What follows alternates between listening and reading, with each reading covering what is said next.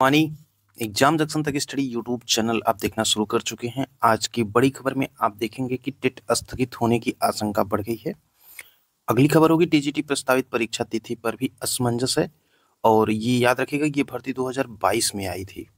ASO की बड़ी भर्ती देखने को मिलेगी जो कि पेट रिजल्ट के बाद कितनी पदों पे आएगी ये भी बात की जाएगी। और अगली खबर होगी एलटी ग्रेड एग्जाम समय पर जो कि उत्तर प्रदेश लोक सेवा आयोग के द्वारा प्रस्तावित है। और ईएमआरएस की अंतिम तिथि जो बढ़ी तो फार्म को जल्दी फिल करें इसके बारे में भी कि डेट कब तक है। तो एग्जाम सेक्शन तक स्टडी यूट्यूब चैनल कभी तक सब्सक्राइब नहीं किया तो लाइक शेयर और सब्सक्राइब कर दे इस प्रकार की लेटेस्ट और ऑथेंटिक इन्फॉर्मेशन प्राप्त करने के लिए।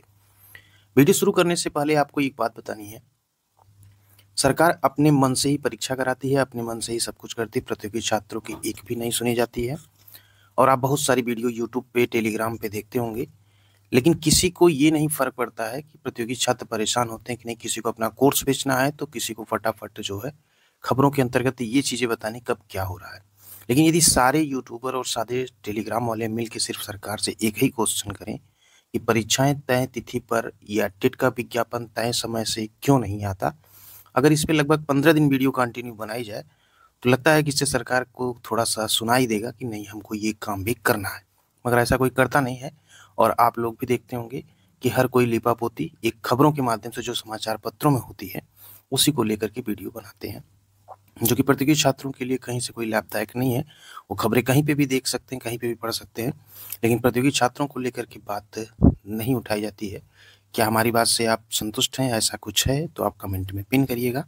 चलिए वीडियो को शुरू करते हैं और देखते हैं आज के समाचार पत्रों की प्रमुख खबरें। कुछ ऐसी ही देखने को मिलेंगी कि टेट स्थगित तो टीजीटी स्थगित होने को है, तो और कुछ क्या है। चलिए वीडियो को शुरू करते हैं बिना वक्त को जाया किए। सबसे पहली खबर है कि राष्ट्रीय आदिवासी छात्र शिक्षा समिति जिसे ENESTS यहाँ पे जनजाति कार्य मंत्रालय के अंतर्गत एक स्वायत्त संस्था है, तो ESSE करके जो है एकलव्य आदर्श आवासीय विद्यालय स्टाफ चयन परीक्षा को लेकर के जो आवेदन पोर्टल है ये अंतिम तिथि हो गई है 28/10/2025 को रात्रि मिड तक जो है आप फॉर्म को फिल कर सकते हैं।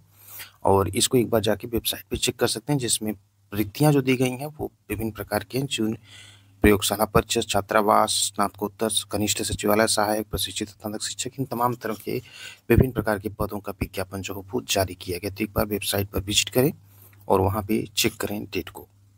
और अगली खबर है कि जनवरी में ही टेट कराने की तैयारी में आयोग के अध्यक्ष हैं नहीं तो ये परीक्षा संभावना है सिर्फ प्रतियोगी छात्रों को। एक पेपर में ये खबर है, ऐसा कुछ नहीं है कि जनवरी में करा ही लेंगे। और कहीं एक खबर आप ये भी देखेंगे कि कुल मिला के विद्यालयों में 10 विद्यालय में एक टीचर काम कर रहे हैं।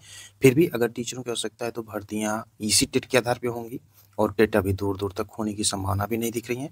हाँ, आयोग जरूर एक बार जो है ये संशोधित कैलेंडर या जो भी कहा जाए सूचना के तहत बताया गया था कि जनवरी में टीटी कराया जाएगा, तो उसके लिए फार्म की प्रक्रिया अगर अक्टूबर में शुरू हो गई होती तो संभावना बढ़ जाती कि जनवरी में टेट हो जाएगा। जब अभी फार्म ही नहीं शुरू हुआ है और अच्छी खासी तादाद में फार्म भरे जाते हैं तो इसके लिए भी 1 से 1.5 महीने का वक्त चाहिए।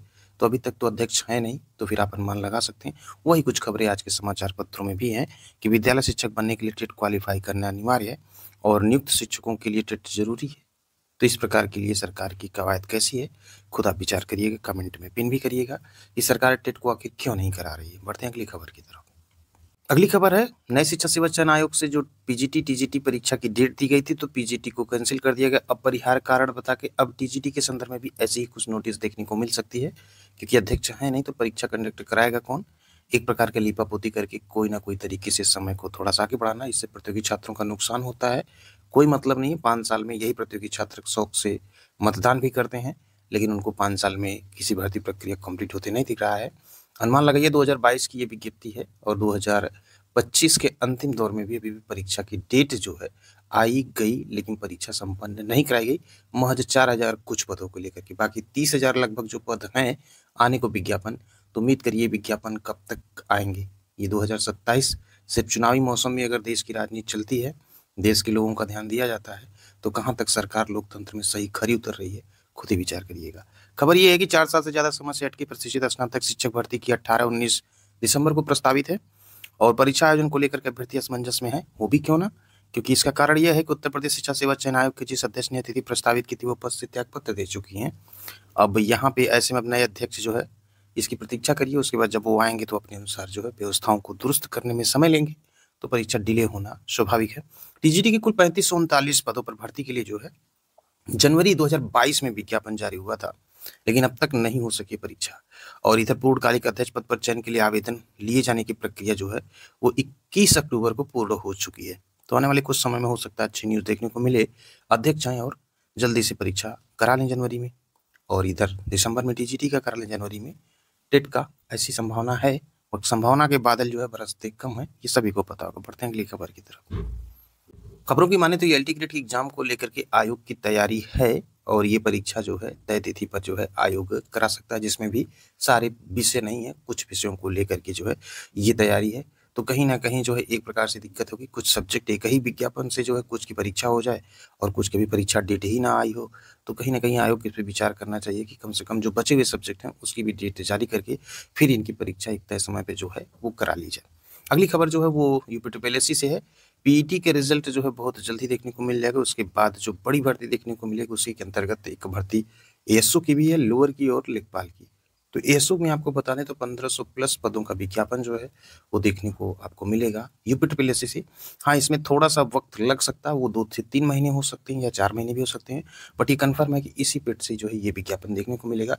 अब प्राथमिकता के तौर पर आयोग जो है पहले कौन सा विज्ञापन जारी करता है ये तो आने वाला वक्त ही बताएगा, लेकिन संभावना यही है कि लोअर के कुछ पदों का विज्ञापन और साथ ही साथ में लेखपाल और एएसओ के ये 3 विज्ञापन बैक टू बैक पेट 25 से देखने को मिल सकते हैं प्रतियोगी छात्रों को। तो ये रही कुछ बड़ी प्रमुख खबरें जो प्रतियोगी छात्रों के लिए जानना जरूरी है। आज के एग्जाम जंक्शन तक स्टडी यूट्यूब चैनल पे जो बातें बताई गई, क्या इसमें कुछ सच्चाई है या ऐसा लगता है कि आयोग और सरकार ऐसा कुछ कर रही है? तो कमेंट में जरूर आप पिन करिएगा अपनी बातों को, और जितना हो सके इस वीडियो को अधिक से अधिक शेयर करिएगा प्रतियोगी छात्रों को, ताकि उन तक भी ये बात पहुंचेगी कि सच्चाई है क्या, सरकारें कर क्या रही हैं, करना है क्या आपको। तो मिलते हैं एक नई वीडियो के साथ, और बड़ी खबर जो ऑथेंटिक इन्फॉर्मेटिव होती है वही आपको वीडियो देखने को मिलती है। तो आप देख रहे थे एग्जाम जंक्शन तक स्टडी यूट्यूब चैनल।